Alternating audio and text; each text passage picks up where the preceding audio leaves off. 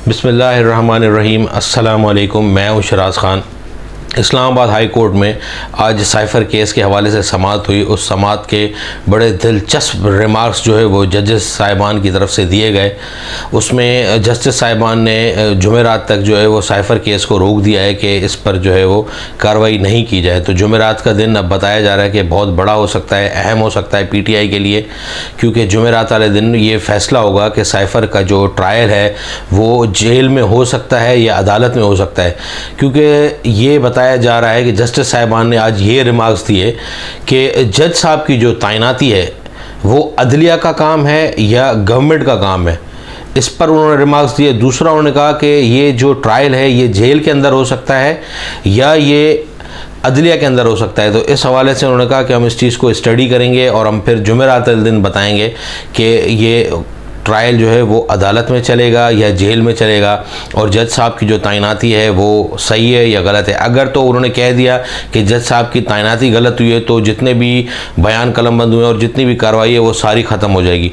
लेकिन अब देखना ये कि जुमेरात वाले दिन क्या होता है, क्योंकि जस्टिस साहिबान इस चीज़ पर बड़ा कंसर्न थे और इसमें आज इंडिया के हवाले से भी जो है वो आज जो दो तीन रिमार्क्स जो है वो दिए गए कि सोनिया गांधी केस में क्या हुआ था और क्या नहीं हुआ था। तो इस हवाले से जो है वो साइफ़र केस जो है वो आज बड़ा ही जो है वो डिस्कस हो रहा है।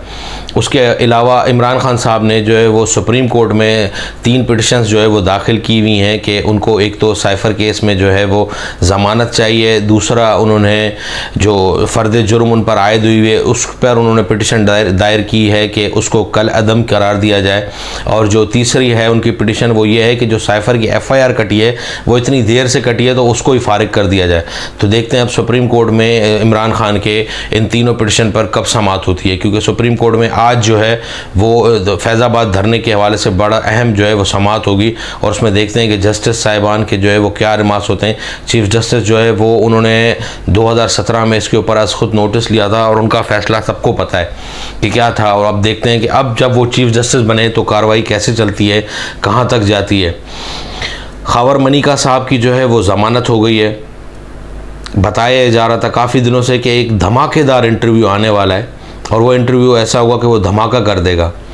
तो यही समझ में आ रहा था लोगों को कि शायद वो जो है वो इंटरव्यू रिकॉर्ड हो गया है, लेकिन इंटरव्यू चलाया इसलिए नहीं गया क्योंकि जब सदाकत अब्बासी का इंटरव्यू नशर किया गया था तो उस वक्त यही था कि वो रूपोश हैं और उनकी ज़मानत नहीं हुई।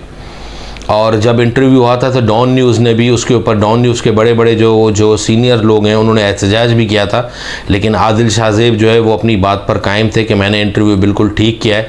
लेकिन फिर सब ने देखा कि एक तकरीब में मतीउल्लाह जान और आदिल शाहज़ेब के बीच में तकरार हुआ और फिर उस चीज़ पर 2-3 जो है वो वीलॉग किए गए मतीउल्लाह जान की तरफ से, और मतीउल्लाह जान ने उस इंटरव्यू का पोस्टमार्टम कर दिया आदिल शाहज़ेब को। उन्होंने कहा कि ये बिल्कुल झूठ बोल रहे हैं, मेरा प्लेटफॉर्म इनके लिए हाजिर है, वो मेरे टीवी चैनल पर भी आ सकते हैं, मेरे यूट्यूब पर चैनल पर भी आ सकते हैं, क्योंकि आदिल शाहज़ेब ने जब सदाकत अब्बासी का इंटरव्यू किया था उस वक्त तक सदाकत अब्बासी की बेल नहीं हुई थी।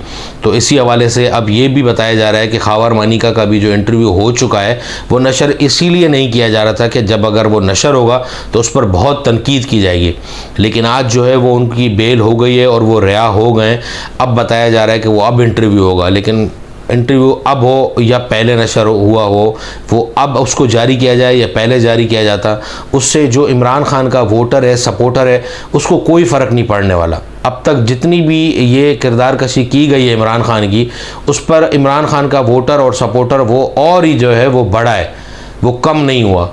तो अगर खावर मनिका का भी इंटरव्यू हो जाएगा उसमें क्या धमाका करेंगे, वो यही धमाका करेंगे कि इमरान खान ने मेरी निजी ज़िंदगी ख़राब करी, मैं तलाक नहीं देना चाहता था, ज़बरदस्ती तलाक दिलवाई गई, जादू टोने इद्दत में निकाह किया उन्होंने। फिर वो बताएंगे कि मैंने तो 1 रुपये की भी करप्शन नहीं करी, करप्शन जो है वो सारी बुशरा बीबी ने करी है। इस तरीके के वो इल्ज़ामात लगाएंगे, लेकिन उन इल्ज़ामात से कोई फ़र्क नहीं पड़ेगा इमरान खान के वोटर सपोर्टर को। आज तक यही देखा जा रहा है 80% से ज़्यादा इमरान खान की मकबूलियत हो गई है। अब ये देखना है कि ये मकबूलियत इलेक्शन में कहाँ तक जाती है। मुस्लिम लीग नून और पीपल्स पार्टी के दरमियान ज़बरदस्त जो है वो जुमलेबाजी चल रही है। चेयरमैन पाकिस्तान पीपल्स पार्टी आज जो है वो मिट्टी में उन्होंने प्रेस कॉन्फ्रेंस करी और उस प्रेस कॉन्फ्रेंस में उन्होंने सीधा सीधा कहा कि मैं जो है वो 15 महीने की अपनी कारकर्दगी लेकर जा रहा हूँ आवाम में। इसी तरीके से नून लीग भी लेके चली जाए अपनी 15 माह की कारकर्दगी। उन्होंने नून लीग को टाइटल से नवाजा कि ये पाकिस्तान महंगाई लीग है और ये लोग मुंह छुपाते फिर रहे हैं अवाम से।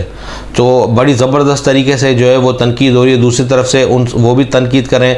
रोयल असगर ने भी बोला कि क्या नाम है, बिलावल जो है वो अगर इतना ही हम बुरे थे तो हमारे साथ 16-15 महीने क्यों वज़ीर रहे। और इस तरीके से फिर पीपल्स पार्टी के चेयरमैन ने ये भी बोला कि भाई आपको जो है वो लाहौर में आपको अवाम ने जो है वो वोट नहीं देना, इसलिए आप दूसरे सूबों में जा रहे हैं। ये हकीकत बात है कि चेयरमैन पीपल्स पार्टी सिंध के किसी भी हलके से खड़े हो जाएं वो जीत जाएंगे, लेकिन नवाज शरीफ जो है वो लाहौर के भी किसी हलके से अगर खड़े हो गए तो उनको डर है कि हार जाएंगे। डर क्या है, ये हकीकत है कि वो हार जाएंगे क्योंकि वो अपनी मकबूलियत खो चुके हैं, वो अपना बयानिया खो चुके हैं।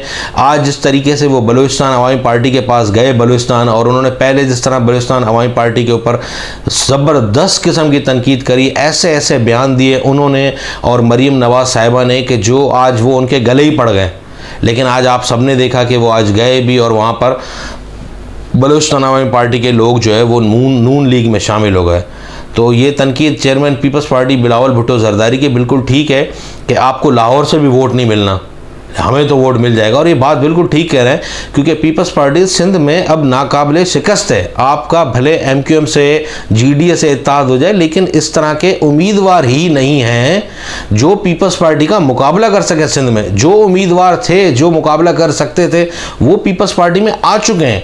महर सरदार घोटकी हो गए, शिकारपुर के महर हो गए, इस तरीके से बहुत से लोग और हैं जो पीपल्स पार्टी में आ चुके हैं जो नाकाबिले शिकस्त हैं। उनका ज़ाती अपना वोट बैंक है। तो देखते हैं अब आगे जाके कौन से इत्तेहाद बनते हैं, कहाँ के इत्तेहाद बनते हैं, क्योंकि जिस जमात से आप इत्तेहाद बना रहे हैं वो जमातें पहले भी अपनी जो है वो नशिस्तें पीपल्स पार्टी से हार चुकी हैं। और सबके सामने है कि बल्दियाती इलेक्शन में पीपल्स पार्टी ने सिंध से क्लीन बोल्ड कर दिया सबको। वाहिद एक घोटकी डिस्ट्रिक्ट है जहां पर वो यूसी जो डिस्ट्रिक्ट चेयरमैन है उसके लिए उनसे मुकाबला किया गया और वो सीटें ली भी जो है वो अपोजिशन ने, लेकिन वो अपोजिशन अब पीपल्स पार्टी में आ गई है। तो पीपल्स पार्टी अब 100% हो गई है घोटकी डिस्ट्रिक्ट में भी। इसी तरीके से फिर जो है वो नून लीग की तरफ से ये बताया जा रहा है कि जो है वो हम जो है वो वज़ीर आज़म बता दिया गया कि वज़ीर आज़म रायवंड से होगा। वज़ीर आज़म रायवंड से होगा तो फिर इलेक्शन कराने की ज़रूरत क्या है? क्यों इस गरीब कौम के पैसे अरबों रुपये ज़ाया किए जा रहे हैं? आप चले जाएं, बस हलफ ले लें।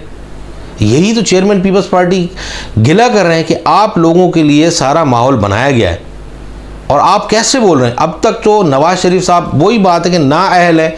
अभी 62-63 की तशरीह होनी है सुप्रीम कोर्ट से और आपने पहले ही उनको अहल करार दे दिया और आप लगे हुए हैं कि भाई बड़ी जल्दी जल्दी जो है वो पिटिशन हमारी बोल रहे हैं कि भाई इस हफ्ते या ये जो अभी जुम्मा है इस तक या तो उनकी लग जाएगी जो वो उनकी पिटिशन है, या तो नवाज शरीफ साहब की अगले हफ्ते में जो मंडे से हफ्ता शुरू होगा उस तक जो है वो इस्लामाबाद हाई कोर्ट में उनकी जो है वो पिटिशंस लग जाएंगी। केस जो है वो दायर कर देंगे कि मुझ पर जो मुझे नाअहली की तलवार मुझ पर लटकी हुई है, जो मुझे सज़ा है, जिन केसेस में वो सज़ा कलअदम करार दी जाए।